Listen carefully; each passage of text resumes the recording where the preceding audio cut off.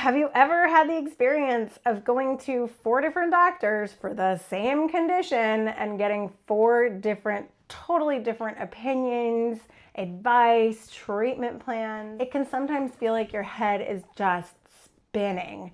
Which one do I choose? How could doctors be so different? So today I'm going to talk a little bit about how medicine is actually an art form. Yes, it's a science, but it's also an art form, and how you can navigate it without making yourself too crazy. Hi, I'm Jane from Chaplain Connect, where we help patients, caregivers, and clinicians find comfort, community, and knowledge. Over the last 20 years of working with patients and physicians, and at times being a patient myself, I have found that there's a lot of misconceptions about how physicians practice and what they're capable of. We know that in social media and in lots of our TV shows and movies, doctors are portrayed as these sort of gods in themselves, that you could come in with a catastrophic condition and they are able to always cure, and cure very easily and very quickly, actually. We often see in many TV shows people being resuscitated and coming back to full health. And while that does happen, it happens very rarely, actually. But all of this sets us up to think, oh, we're going to go to a doctor or we're going to go to a hospital and they're going to save me. That's just what they do.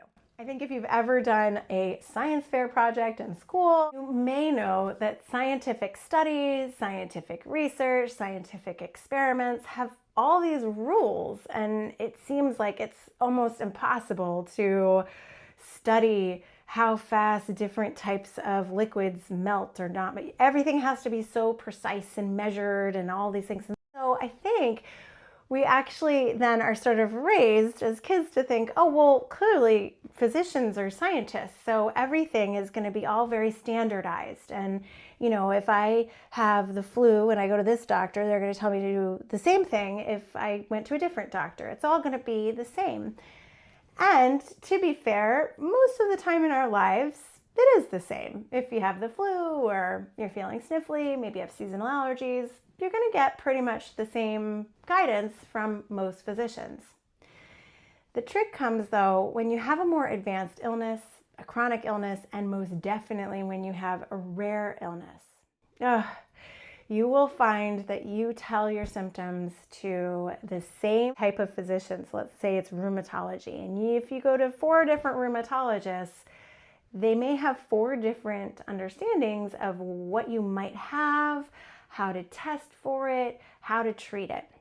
Meanwhile, you're experiencing so many symptoms, some of which may limit your ability to work, your ability to take care of, friends, family, your ability to even take care of yourself. And so this condition that you're trying to figure out, what is it? How do I take care of it? How do I treat it? How do I cure it? Is something that you want done pretty soon. And I think that's another thing that we bring into our visits with physicians. We are living right now in a time and in a society that is fast, fast, fast. So you want a laptop or an iPad, you could probably get it later today in the mail by just clicking on a button on your phone. When you go to the physician and you feel you have something that is life-threatening, and maybe they even tell you, you know what, we're finding something that's really life-threatening. You think, okay, you're going to treat it like today, right? And they say to you, so you need to go get this test. You go to the checkout, you try to book the test. Oh, so we don't have any appointments for another 3 weeks. And you're thinking, but I'm sorry, I just was told I have this crazy thing. I need this test and it's 3 weeks. So then you got to ask the doctor, can I, get this sooner? Do I have to get this sooner? And the doctor's going, no, I think you could probably wait. All right, you go to another doctor and they're urgently wanting to do it same day. And you go to another doctor and they say, I don't even think you need this test. Oh my goodness, it could make you almost crazy just having to navigate all of that. And so I just am making this video to help you understand that you're not alone if you're having that experience. And that it's also not the case necessarily that your physicians are just trying to make you crazy.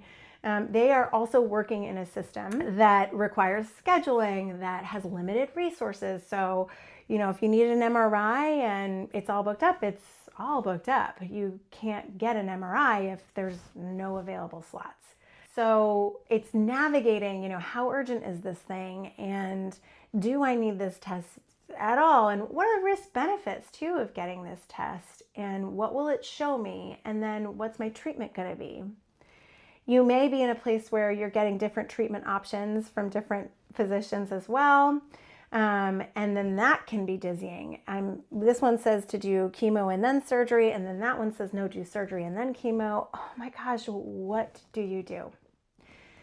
Or you may find yourself with, you're really dedicated to one physician, you really like this person, but then you've got all your friends and family saying, well, no, I talked to this guy and he said you should do this, or I looked it up on ChatGPT, or I saw this research article, or I saw a video by a naturopath, or, oh my gosh. Sometimes it can feel like not only are all the physicians giving you different advice, but then also friends and family are giving you different advice. And again, it can just make you feel sort of crazy when you're trying to figure out, how do I get back to life? How do I, cure this thing? How do I figure out what I have? How do I treat it? How long is it going to take to treat it? Oh my gosh, there's so many questions. And this can be so frustrating. And so I just want to emphasize that, though we sort of come in thinking, yeah, on TV, they get it done right away. I grew up with science fair projects where everything had to be just so clearly everything is going to be the same no matter what doctor I go to. It's a science, right?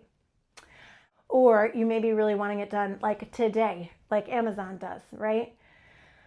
But that's not how the medical field works. The medical field is an art form. And the best thing to do is to find yourself a physician who is really very knowledgeable, very skilled at a very reputable hospital, and to find a physician that you trust, one that you feel you can share with, one that you feel actually hears you, a physician who asks you questions that you may not have thought of before, but also listens to the whole list of things that you bring and all the questions that you have. That is the best case scenario, because sometimes you may find that you're with a physician who's top rated, the best in the country, maybe, but they're just not listening to you and they're not getting a really key component. Well, I have another video about getting second opinions, and it's important to find someone who you feel you really can share everything with, who is also top rated, really, really, knowledgeable. It's really important that you do go to the best of the best places. It makes a difference in your care. But for now, I just wanted to normalize what you're going through. If you feel like your head is spinning, if you feel like, oh my gosh, which physicians do I listen to? Which family member do I listen to? Which diagnosis do I listen to? Which test do I take? Oh my goodness, it is very normal, because medicine is an art form. It is a science and an art form. And your physician has gone to lots of school and had lots of training. And in that process, they've learned, you know what? I like this method the best. I think I've seen this work best for my patients. You may have a physician that says, and I read the latest literature. I just went to a conference and they outlined all of this for me. It made such good sense. I want to recommend it to my patients. You may have another physician who didn't go to that conference, but finds that, this other form of treatment, I find with my patients that this other form of treatment is really the best way to go, especially for someone like this. I think that this is the better option, and I have lots of research articles to back that up. So the physicians are also really trying to create this art that is your treatment plan. They're creatively thinking about the different research articles, the experience that they've had, the experience they've had with people just like you, what they're hearing from you, what they've learned, really the recent research that's going on.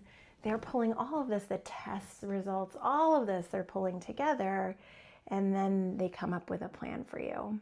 And that's why it's different with each physician that you go to, because they're going to pull from all these things, and it may not always be, and it likely won't always be identical. Now, how do you deal with all of this spiritually and emotionally? That is so important, and that's what, we as chaplains can help with so much. It is dizzying, it is stressful, it is overwhelming, confusing, and all of those things can really sort of dislodge us, and we can end up feeling anxious or angry, frustrated, depressed, and we can start to wonder, what, could I get some guidance here from the divine? Chaplains are really helpful in talking through, all of those times where you're feeling overwhelmed and anxious, and processing all of that with you, helping you to kind of identify maybe which opinion you're really feeling drawn to, and normalizing that this medicine is an art form, and also, connecting with the divine, and however you connect with the divine, and sort of getting that guidance that you really have been a part of your practice for so long, but now everything is just so overwhelming, it's kind of hard to reconnect with that. Chaplains can help you reconnect there and help you get that guidance that you need. So I hope that this has been helpful. If you know someone who's kind of going through lots of questions like this, definitely feel free to share it with them. Please do like if this was helpful for you, and subscribe to our channel. All of those things, put in a comment about your experience.